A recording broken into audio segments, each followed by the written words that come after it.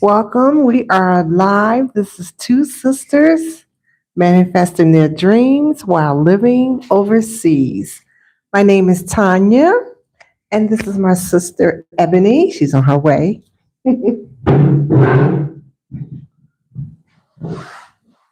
Hello. Hello, everyone. Hope everyone is having a great Wednesday. All right. Can you Are, see us? are you in? Yes, I'm in. All Are right. you in? Come on in, girl. Yes. Are you in?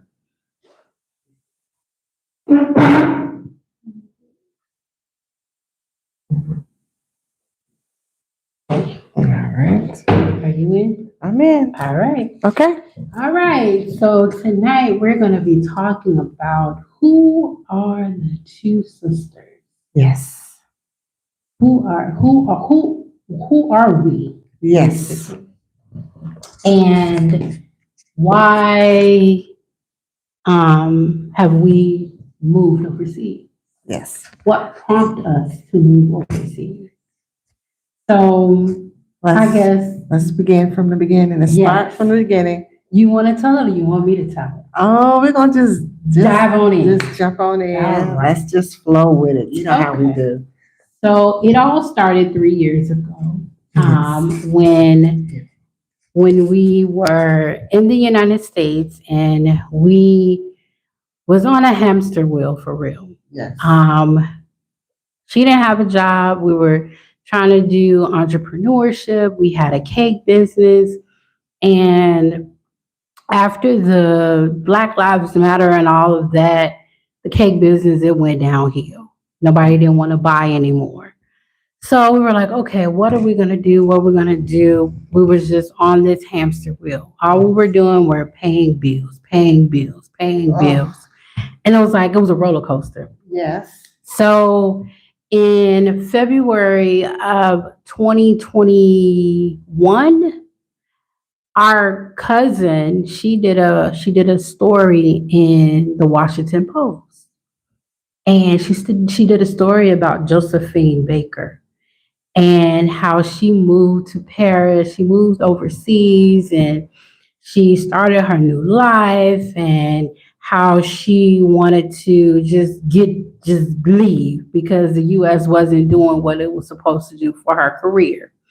So it sparked us to say, why are we still here? Yeah. Why not? Why are we still on this hamster wheel? Right. So we were like, okay, what we're gonna do? Yeah. It sparked the interest, and we was like, you know what? Why not?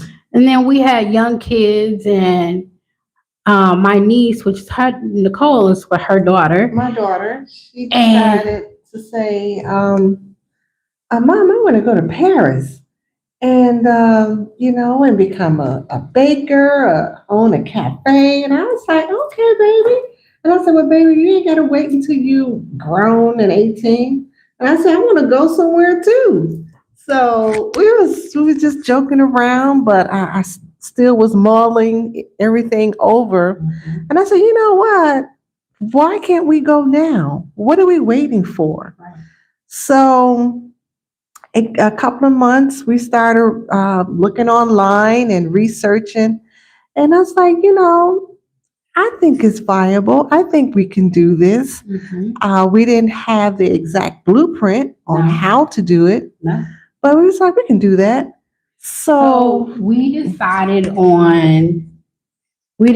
on London. yes, we was like, let's go. So to we're London. going to London. Right. So we started looking at on YouTube, we started looking at London walks and see how they were doing things. We saw them getting on the bus and we binge watched on that. We took basically everybody showed us around. They showed us about the markets. Mhm. We that's where we're going. Yeah. That's where we're going because we didn't speak any other languages. We only speak English. Yeah, we was going in our comfort zone. Right. And so that didn't work out. No, it didn't. But we were packed We were already packed. We were already packed. Mhm. And we was like, look, we going somewhere. We got to leave. We got to get Yes. out of We here. had to go somewhere. And so we were just like, what are we gonna do? Mhm. So we didn't tell anyone. We just continue. We was like, we're gonna continue packing, but we're going somewhere. Right. So one night, I was on a computer. Right. We were up and we were like, we have to get out of here. We Yes. have to go. Yes. So we were looking online for relocators, Right. someone to help us, guide us to a actual country to go to. We didn't. With the amount of money that we have. Right, because we Okay, didn't. let's stop right there. Yes. Because see, there's a lot of misconception. Everybody thinks, oh, you got to be super rich to No. move out of the country. No, No, you you don't. Oh, you got to be a billionaire. You got to have everything.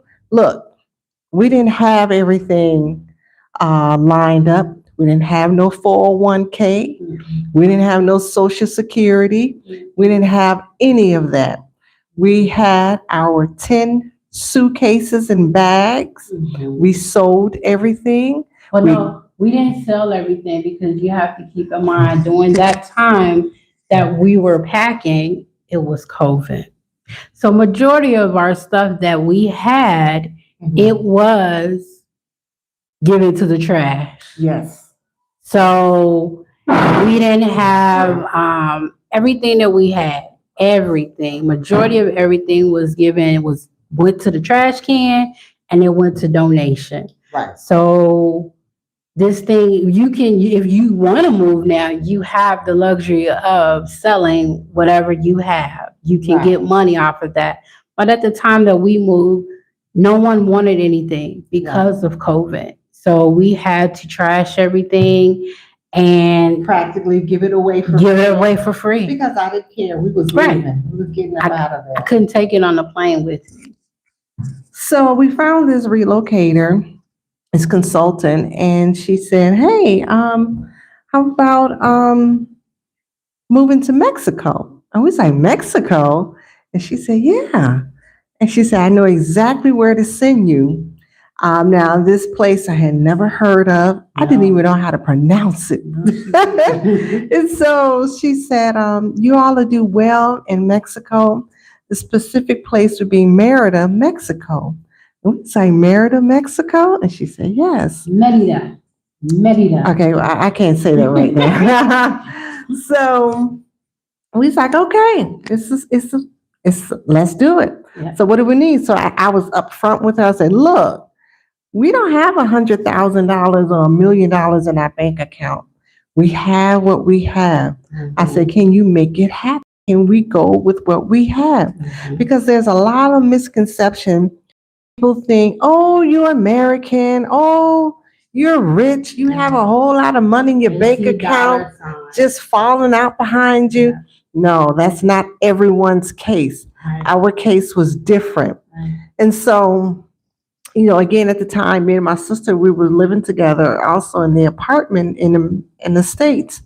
And so we just like, look, we're going to take what we have. We're going to take our chances and we're going to figure out the rest later. Yes. And that's what's been happening. Yes. We've been figuring out as we go along, step by step, one by one. We take one day at a time.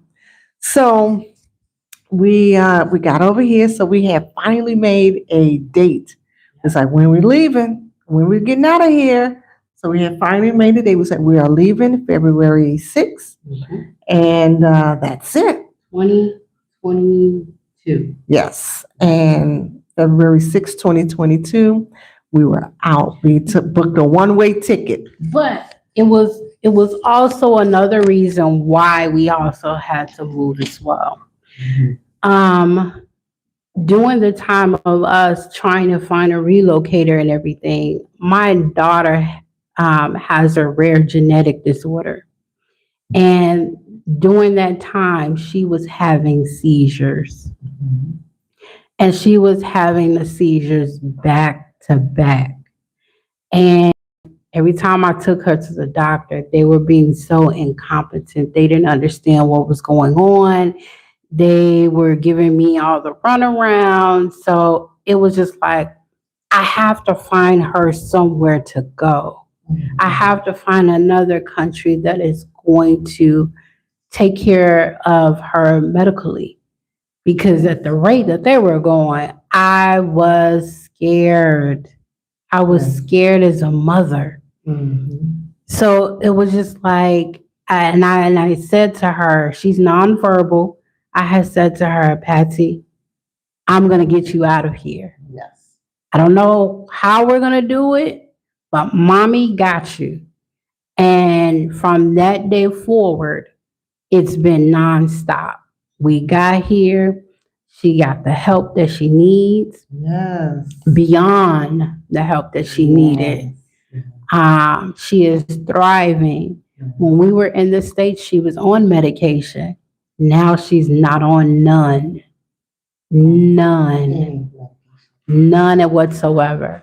So that is a testimony, as well as that was a push for us to move.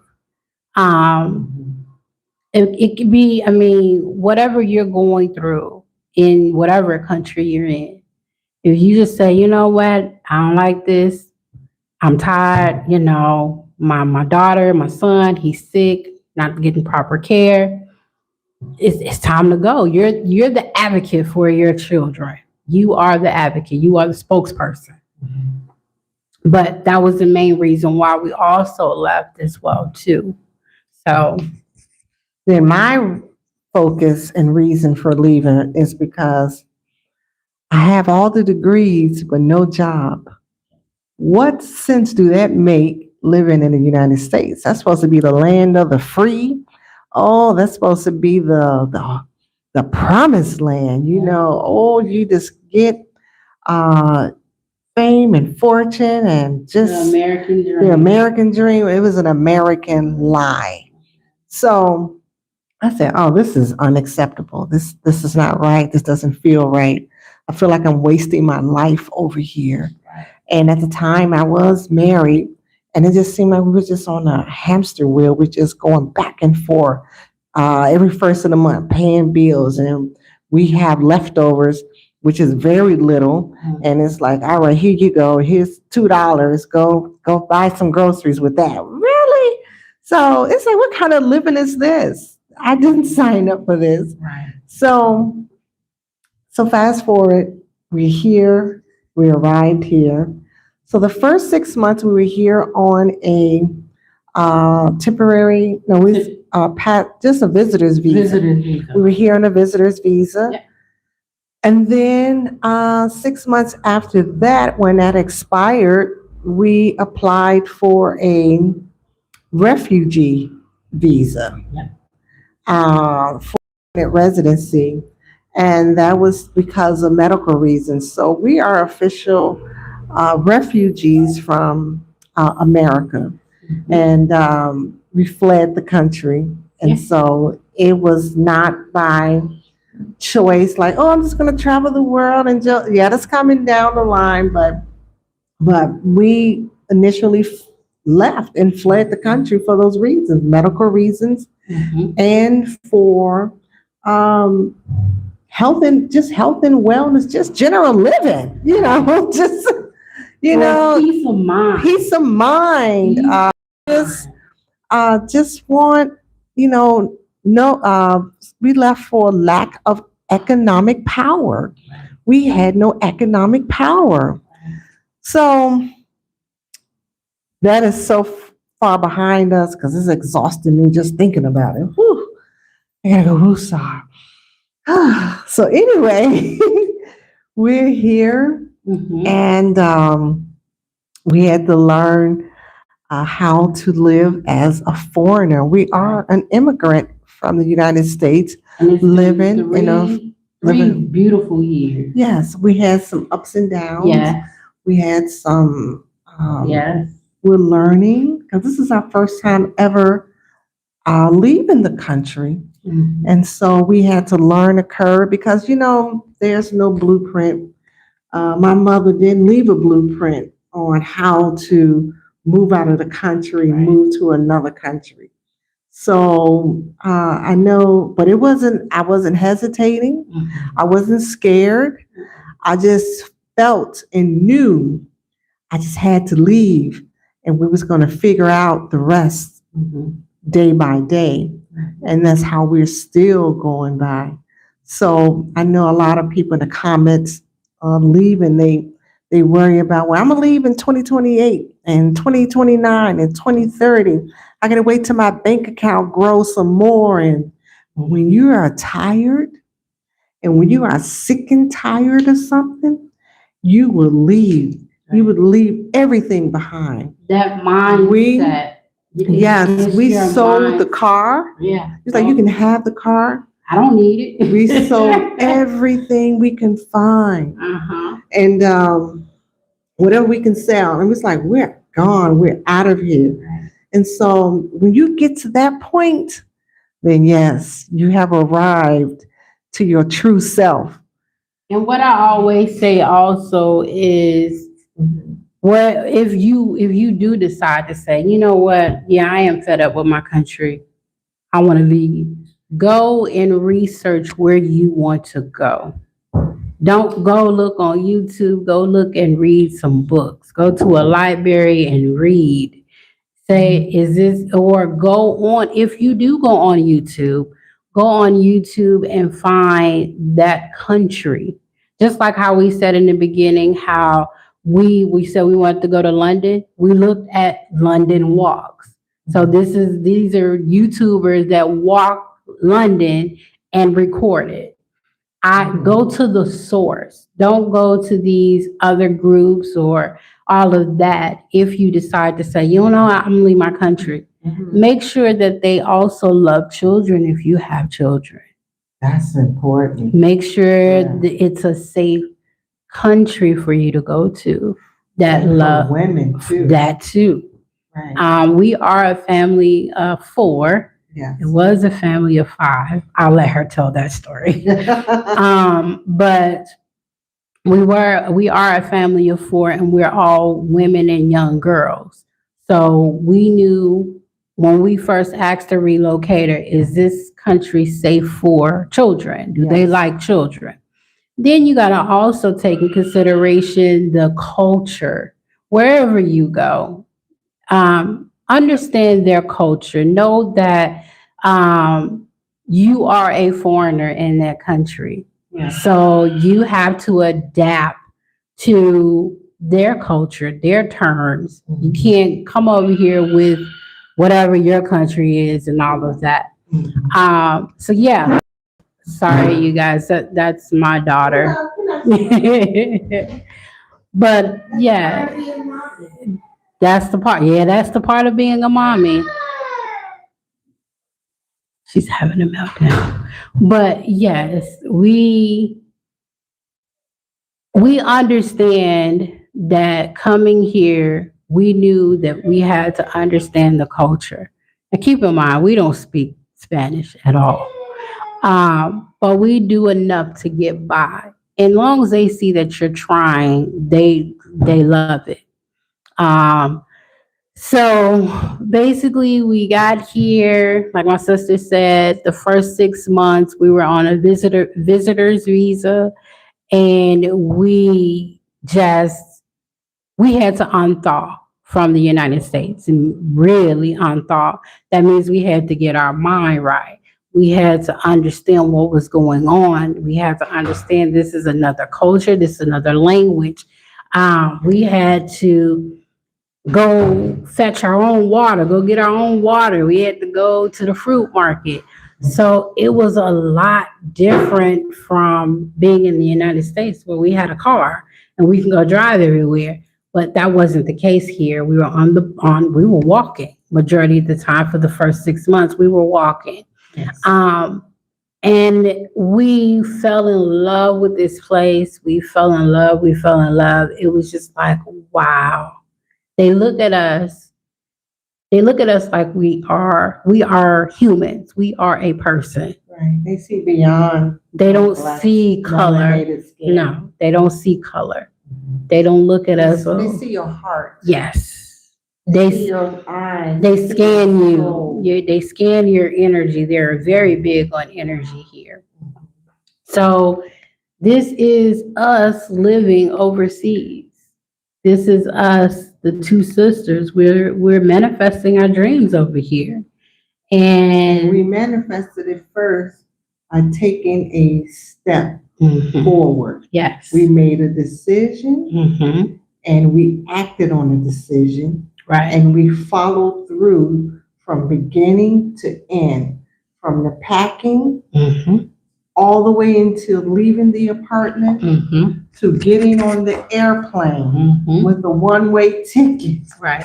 to our final destination, which was Mexico. Right. And I have no regrets. None.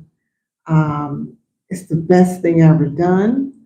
I get upset sometimes because I'm like, why I didn't come sooner? Yeah. Why I didn't leave sooner? Right. But I was holding on to the American dream, Mhm. and it was an American lie. And so, And it makes us think also when we're sitting here, we think about, wow, we don't even have anything. It makes you really sit and think about, we don't have anything to show for. right, we don't have nothing to show. All we've been doing is paying bills. Right. We have nothing. We don't have a house. We didn't get any money from a house or anything.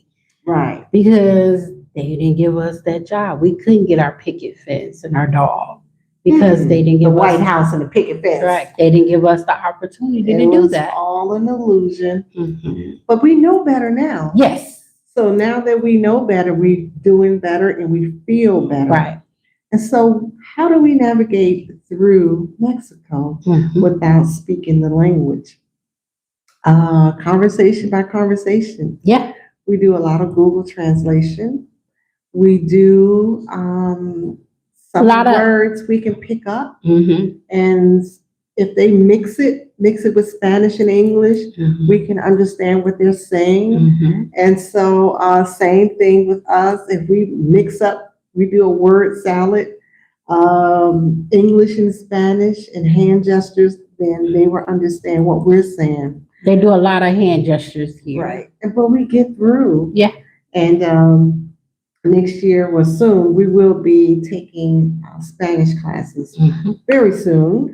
Yes. Because we all need to learn it. Mhm. I never had a Spanish class before. And so we love just the peace and the relaxation here. The quietness. Give us time to think. Yes. And so our journey has been a great journey, and we don't put too much pressure on ourselves or be hard on ourselves, because you were saying that, why we don't have this and have that. Mhm. But you got to be patient. Mhm. You got to look where we come from. Not necessarily that. I'm speaking on, when we got here, we didn't bring anything from the States over here. Well, we only can get so much on the airplane. No. Speaking of, if the bank account and the United States didn't give us anything to say we could live comfortably. That's what I'm saying. So like, if we had a house and we sold the house, that money could have been in our bank account for us to live off on. When we came here, we didn't have nothing. And so now we are building ourselves back up. Yeah, we're building up. Mm-hmm. And that's the beauty of it. Building up in another country. Yeah, I don't look at it like that. I know one thing, our gifts and talents, our know-how is well received over here. Yes. So since we've been here, I have baked homemade pound cakes and sold them.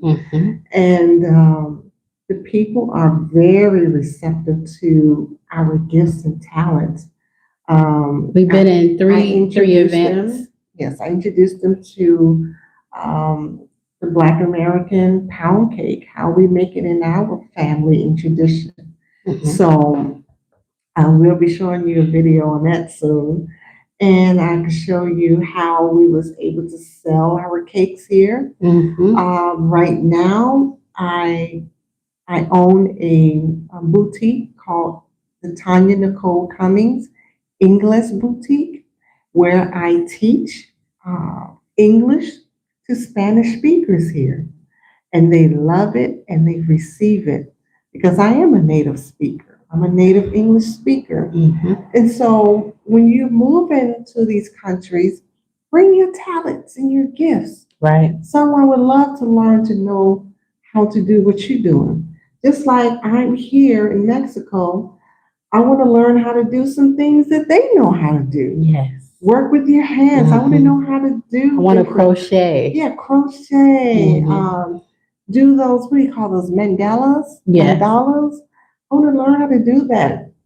And so you have to just open your mind. And so this is our home, and this place loves us. Yes. They respect us. They acknowledge us.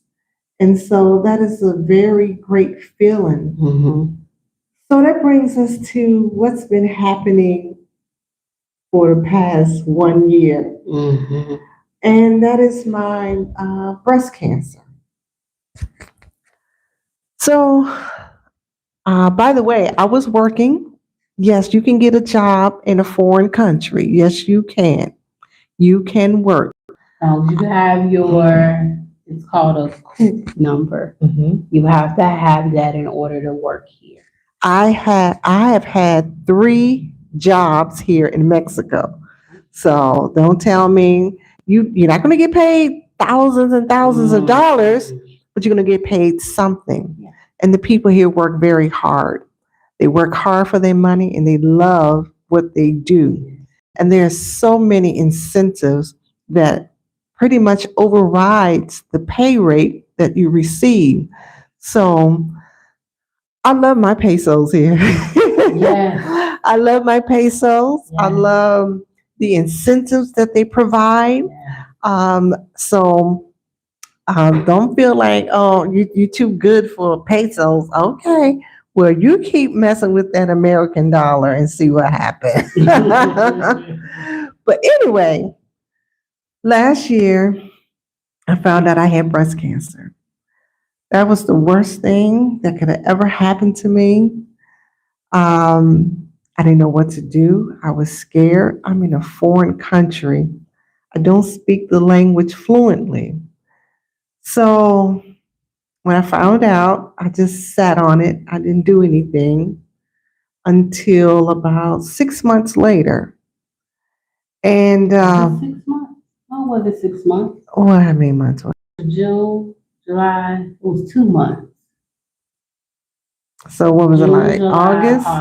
like towards the end of August. Okay, so about 3 months. Yeah. And I was scared because I was like, I don't know what they're going to do. I don't know what they're saying. You know, you really feel scared, and when you're out of your element, and when you're not, when you don't know the language, and you're literally in their hands. So God always have His angels appointed, and they show up when they're supposed to show up. So at the time I was teaching a conversation class. And so they were my students. And something told me, because conversation, we do greetings like, hi, how are you today? I'm fine. How was your day? And so it was just a simple greeting. And I had told them, well, this is what's going on with me. I got to go do a biopsy because something is not right with my breast, and I don't know what to do. And so after class, they just kept watching me. They kept observing me. They was our 2 neighbors. Yes, they were my 2 neighbors and my 2 students. Right. So they was watching and observing and watching and observing. And I was like, yeah. And afterwards, they say, look, when do you go back to your when do you go back to your appointment? And so I had told them I go back to my appointment, and they said, we're going to go with you. And I said, really? Now, mind me, when you are growing up in the United States, the mindset is you don't tell nobody your problem, you don't say nothing, you just keep it to yourself because nobody wants to hear what you got to say.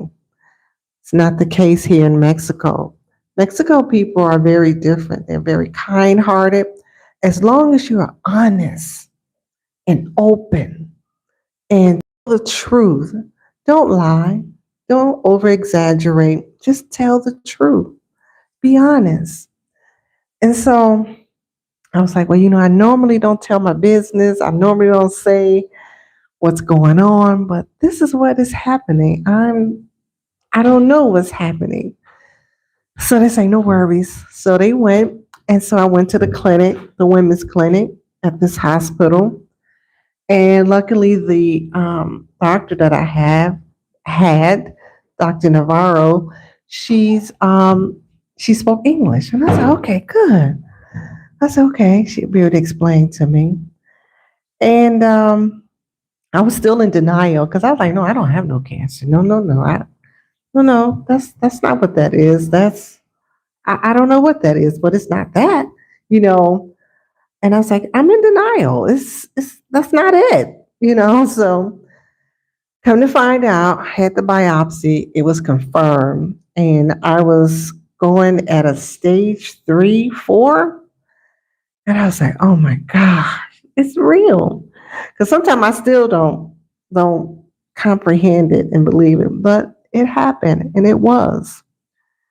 So the tumor was growing larger and larger on my left breast, and it just pretty much stretched the entire breast out.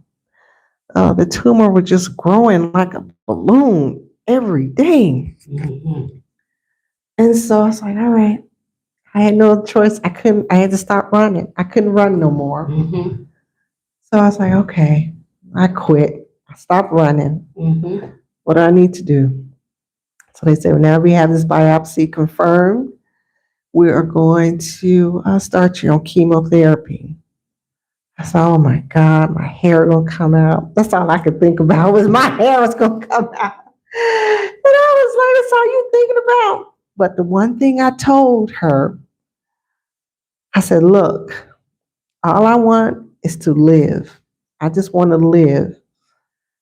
I just want to live. I want to be here for my daughter. I want to be here for my sister. I want to be here for my niece. I want to be here for myself. I just want to live a healthy life. And you help me. And she said, yes. Well, the type of cancer that you have, breast cancer that you have, we have a treatment for it. And I said, oh, thank you, thank you, thank you, thank you. Thank you, God. So that was the first thing. There was hope because all cancers don't have treatment for them. Mm-hmm. And so there are different types. So I was like, okay. And so I went through 6 months of chemotherapy. Each session was 4 hours long. Mm-hmm. And I went through it, but I was determined to fight. I was determined to not give up. And so when I talked to my students and my neighbors and they said, you're one strong lady. I was like, sometimes my outer appearance may seem like I'm strong and yes, but the inside, I was a little girl scared because I'm in a foreign country and I don't know what the outcome is going to be. And I want the best outcome. I want to be here. I want to be alive. So we went through there and I was like, okay, the chemotherapy, it's no joke. That stuff really does a number on you. It's no joke. And so I was like, okay, I got through it. Yes. So that was one milestone. So a couple of months later, no, it was like 8 weeks later, I had to go through a surgery. Now I was like, now wait a minute. A surgery? You want me to go in surgery? And because again, I'm not the type that like to go through surgeries. I don't see how other women do it. I don't like getting cut on. So she said, we're gonna have to remove both of your breasts. I said, oh no, not both of them, babe, my mama's. She's like, yeah, it's we gotta remove them both. So I was okay with that, but the part I was not okay with was doing the actual surgery. The only surgery I ever had was a C-section while delivering my baby, bringing my baby into the world. So the surgery was 4.5 hours long. I said, oh my God, you mean you're going to put me to sleep? She's like, yes, they're going to put you to sleep. And we're going to do 2 hours on one side and 2 hours on the other side. And I said, you got to put a machine to make me breathe? And she's like, yeah. It may sound stupid questions, but I was scared as shit. And so, yes, I'm going to ask all the questions I want. And so I was like, oh my God. So my secret was how I got through this. Positive mindset. I know it sounds so easy, but you gotta train your mind. You gotta go into practically brainwash yourself and say, we're gonna get through this. And so I'm creating a workshop to show you how I did that because you gotta have a strong mind to get through 6 months of chemotherapy. Each session is 4 hours long. That stuff is going through your veins. And you got 2 weeks of diarrhea, 2 weeks of vomiting, 2 weeks of just feeling sick. Your body is not your body. For those 6 months, my body was not my body. Seem like the stuff getting in your brain, it makes it fuzzy. I feel lightheaded. I feel dizzy. I feel off balance. All of that, it was the side effects of chemotherapy. Then I was like, okay, you got give me a break. They said, nope, come on, we got to keep going. So surgery time. Oh gosh. So I'm in there in surgery. I'm in a room with 5 other women because other countries they don't have time for all that fancy stuff. And I had the best care ever here in Mexico. I would not have traded this care for the United States. No. I had the best doctors. I had the best nurses. I had the best treatment, the best care ever. So I don't take that for granted. I was so grateful. I'm very grateful. And I'm not done yet. So this month, I'm towards the end of my treatment. I have to go through radiation. I have to go through 16 rounds of radiation on my left side. And so that's another milestone. And I'm going to show you and be sharing with you how I'm getting through that process. But what got me through was the love of strangers. Yes. The love of the people here, the community. Mm-hmm. Those that didn't even speak English to me, they were speaking in a native language. And it was positive. They kept saying Dios, Dios. And I said, what is Dios? I found out Dios means God. And so they was like, oh, you're going to get through it. And so you got all this positive vibe coming at you. You're going to get well. And so people might, the people in the States was like, oh, I'm going to pray for you. No, no, no. No, when they say that, that means they're not going to do nothing for you. So don't believe it. The real people that gets it, they're going to be the one that say, I'm sending positive vibes to you. I'll be texting you to check on you. Text. I'm bringing some food. I'm going to bring you some food because I know you can't cook. I had people taking care of me. It's like, here, eat this soup. This will help settle your stomach. Hey, eat this sandwich. They taught me how to eat during chemotherapy, how to eat after a bilateral mastectomy. They're teaching me, and now they're teaching me what to do for radiation. It was like you got to get plenty of rest and nutrition. Those two things are so important when you're going through this because your body is going through, it's being loaned out for a moment. It's like, let me borrow your body for a minute until we get through. And so the care that I have received and I'm still receiving here is excellent. It's amazing.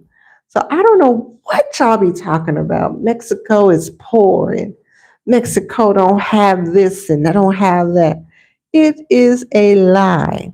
Mexico has more than what you thought.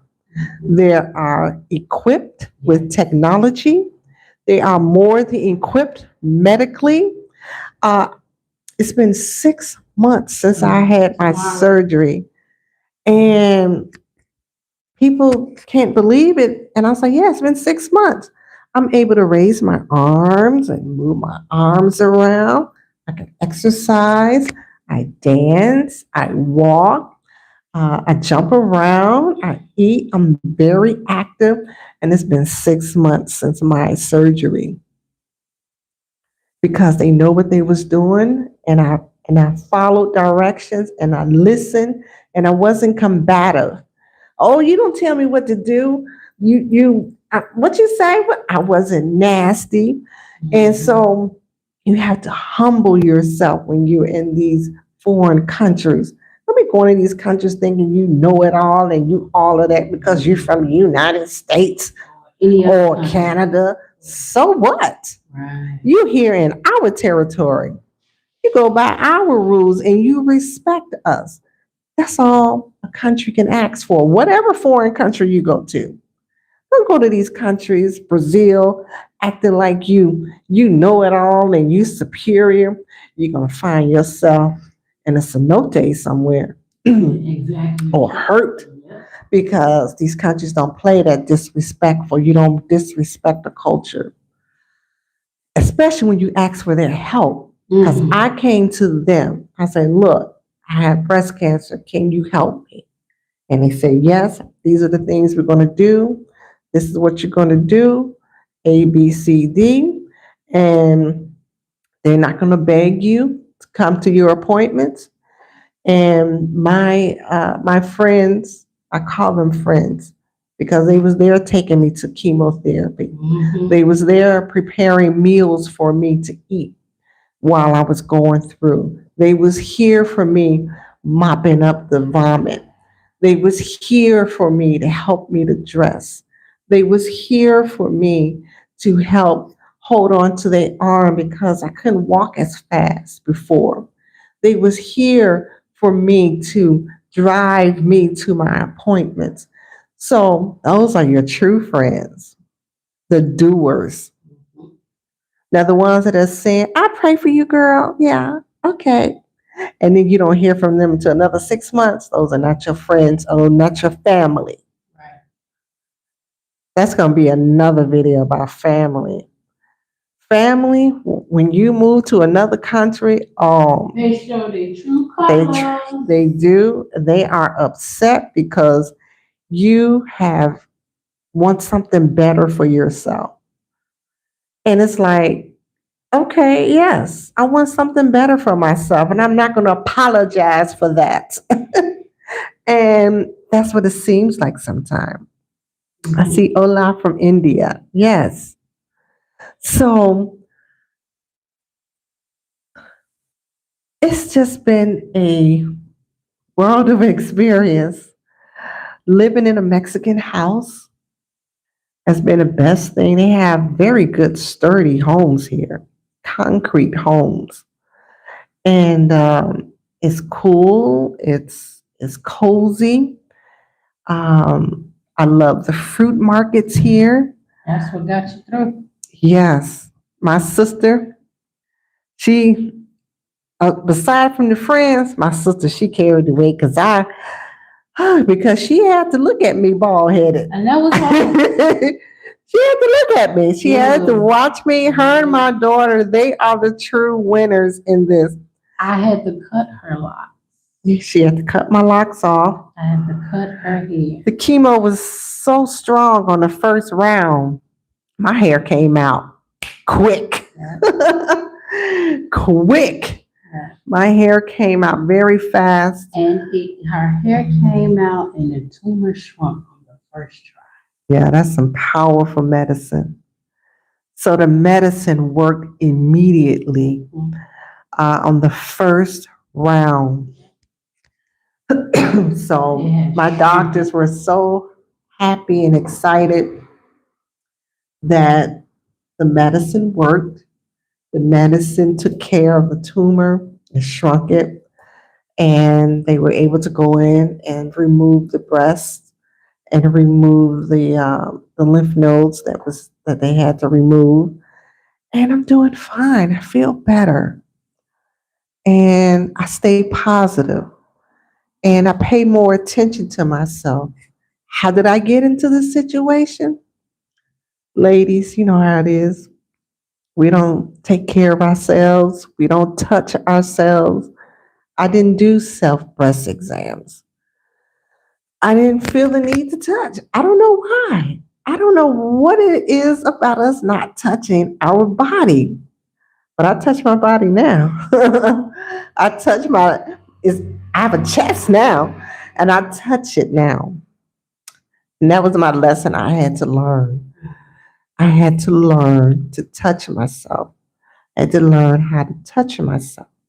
I had to learn to slow down, pay attention to what's going on with your body, with your mind, with your environment, with the people that you're around. Who do you give your time to? So I had to learn that important message. And we can't be running so much that we forget us. We forget to go to our appointment. We forget to get our checkups. Don't do it when you say, "Oh, something is on me. What is this?" Nah, that's too late. But I know you guys want to know, how did I feel with her going through all of this? And it's just the four of us here. It was hard. Yes, we have no family over here. It was extremely hard, especially when she had to go and get a blood transfusion. Oh, I forgot about that. Oh my goodness. So explain to them how it works here when you're being admitted into a hospital. So yeah, the day she was going to her oncologist, and what I love about here, they make sure that they do the checkups. So they gave her a blood work, and then when she got the blood work back, she takes it to her oncologist. When our oncologist saw it, she saw all of these zeros. It was 0, 0, 0. All of her levels went down. And it was from the chemo, and it was expected. Right. So she was like, "Oh, well, you're not going back home. We admitted you." She admitted me into the hospital, and I cried like a baby in that doctor's office. I think I scared Dr. Monica. She was like, "What happened? I don't want to go. I don't want to go. I don't want to go now." She didn't want to go. She was like, "You gotta go." She said, "Look." She was trying to calm me down. I was just freaking out because I didn't have no intentions of going into the hospital, and so I was just going for my regular checkup with her. And she said, "Oh no, we gotta stop." So I had my daughter with me, and I had Margarita with me that day, and I just flipped out. I just like, I don't want to go in the hospital. I don't want to go. And I was feeling so bad. And so what happens when you have chemotherapy, your blood levels just drop. And they drop. It kills all your good cells, your bad cells. And so I was feeling a little weak, and I was like, well, I'll just go home and just rest and go to sleep, right? Can you give me something to take at home? I don't want to go in the hospital. I don't want to go in. I cried in there. And she's like, Tanya, calm down, calm down. She said, just 2 days, okay? Just 2 days. I ended up being in there for a whole week. Yeah, 2 days turned into a week. But check this out. Oh, So she get in there. She couldn't have no cell phone. Oh, that I was like, I can't call her. I ain't got no way to get in touch with her. Nothing. I couldn't translate nothing. Nothing. She couldn't do I nothing. couldn't do no translation, so I Nope. had to wing it. Yep. I didn't know what they were saying. They didn't know what I was saying. I was just disgusted. I just didn't want to be there. I wanted to go home. So when Miss Margarita came back, she explained to me what I needed to do. So when you get a blood transfusion here or to donate blood here, it's totally different from, I guess, any other country. I don't know in other countries, but I know from the US, you just go and donate blood and call it a day. But here, you have to find people that you know, and they have to go up. So it's like you're just donating on her behalf. It might not be for her, it might be for someone else. So me and her don't even have the same blood type. No, we don't. So I went up there to donate blood, but that blood was going to be for somebody else. I'm A positive, she's O. Yeah, I'm O positive. Right. So I had to, so the first round, because now she had 2 rounds of blood transfusion. So this was the first one. First round, we were like, oh my God, who we gonna get? Because you got to realize we're foreigners. We don't have many friends. We just have a few friends, and the ones that we do have, they're older. The other ones, they're sick. So I called and reached out to everybody that I knew, everybody that I could find. Hey, can you go and donate some blood? Because it's like they're gonna give her blood. They just want to replenish it back. Right. So I needed 4 pints of blood because it was so low. And so the blood that they use on me, I had to replenish the blood bank back with 4 more pints Right. of O positive. Or any blood. Oh, was it any blood? It was any. Oh, okay. It was any. Okay. So I went down, then I had somebody else go down, and then so that was the first time. Then the second time is when she was going in for her surgery. They just wanted to be on the safe side, just in case she needed a blood transfusion. They will have it on. They will have it on standby. They'll say, "Okay, she donated blood, so she's good." So I couldn't donate any more blood anymore because for women, I had to wait 3 months before I can redonate. And for men, I think it's 4 months. No, for men it's 3 months, and for women it's 4 months. So I was like, all right, we got good timing right now, so I can go ahead and start putting it out there for people to go and donate. So we end up donating. We got the 4 people, and check this out. So when she had to go check in, when she got admitted for her surgery on May 5th, I had to bring all that in with me. So I had to bring in the slips of who donated, and I had to bring in something else. But they weren't going to admit her until she had her 4 people. Right. So it's like even exchange. It's like, look, you got to come in with something. Don't come empty-handed. Right. And when we went through that process, we did find a gentleman that was O positive.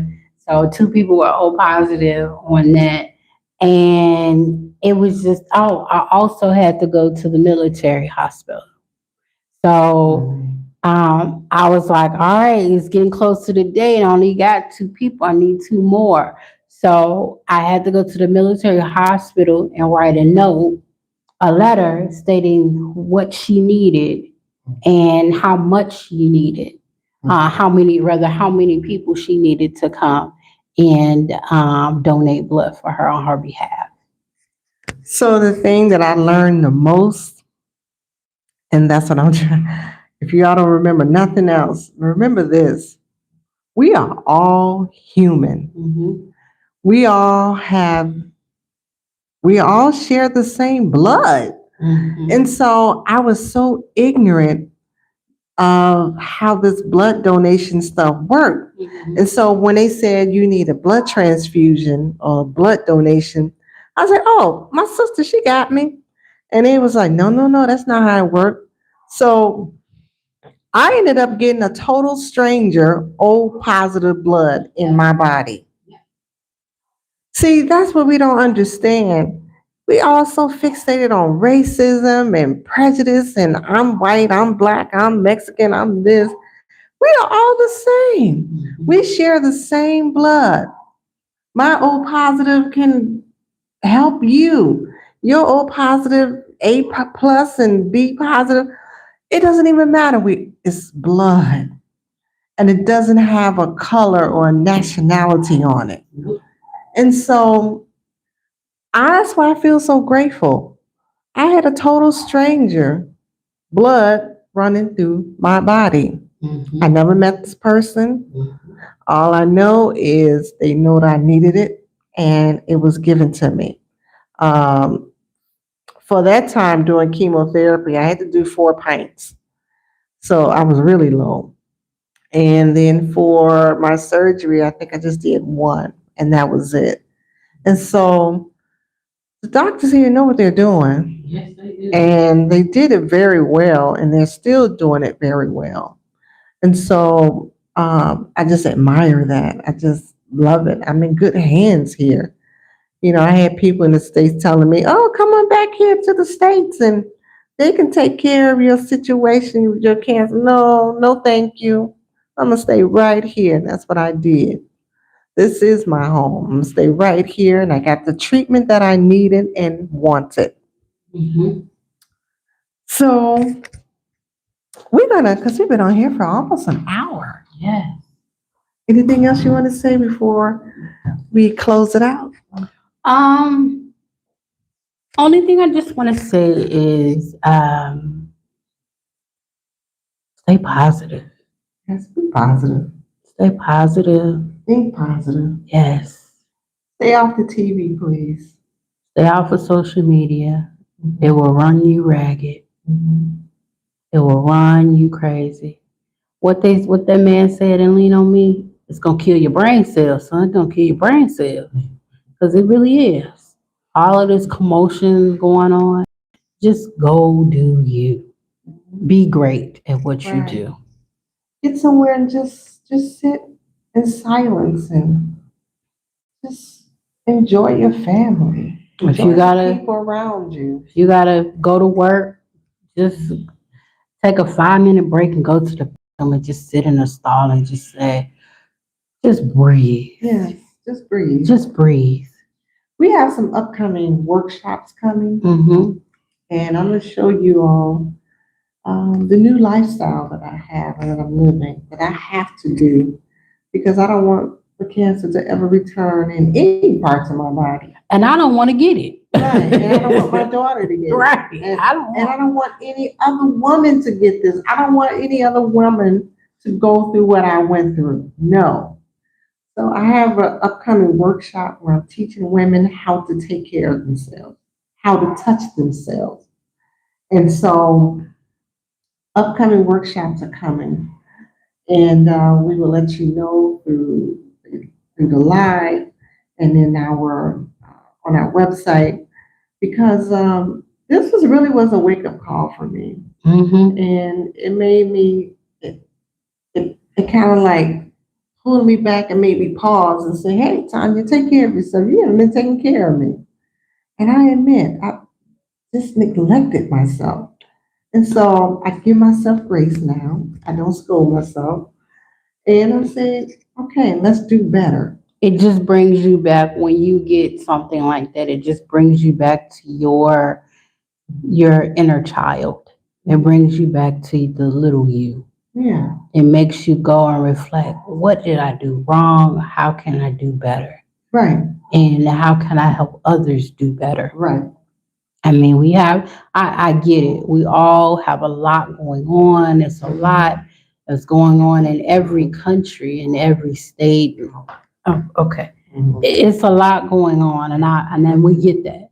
Right. But at least if it's just take 5 minutes Mhm. out of your busy schedule, go in the bathroom and just say, "Thank you for this day. Let me breathe." Yeah, deep breathing. That's what's been helping me. Just do that because the world is going to keep doing what it's doing. But then when you dead and gone, the world's going to still keep doing what it's doing. And I know it's kind of hard for a lot of people to get off of social media, but because I still go on social media, Right. but I'm selective in Mhm. what I'm looking at Right. now. I'm selective in what I watch and what I listen to. Mhm. And that's all you have to do. You have to monitor yourself and Right. just be selective in what you're looking at. All the gossip and the politics, girl, please, They gonna keep doing that's gonna that. be going round and round in a Yeah. circle, and Yeah. all the politics. It's like I ain't got time for that. Right. Look at content that's gonna help make you the best you. Mhm. That's gonna add value to you. Right. And so that's the kind of content that we create, and that's the kind of workshops that we offer. Mhm. And we just offer we start at the mind, we start at the top, Yes. we start at the mind. And so we're gonna leave you, I'm gonna read this poem. So how do I get through this? How do I get through what I'm going through? Because it's hard. It was traumatic, and it happened so fast. My mind trying to catch up, Mhm. but I learned some things along the way. And so what helped me was my daughter to make me feel better and to keep me on my positive mindset. Mhm. She started writing poems for me. And so I said, really? So I created a poetry book with her name on it. Excuse me. And her poetry book it consists of 22 poems, Yes. and we have it in English, Spanish, and French. Right. So it is on our website. If you go to the About page on our YouTube channel, you'll be able to click on the Pay Hip link, and it'll show you her 3 different poetry books. Because you have to do something when you're going through a health crisis like that. You need something that's going to ground you and that's going to hold you and that's going to get you through this experience. It's a journey, yes. So this is one of the poems that she had written for me, and that's what I was feeding. You know, like how parasites feed off of people?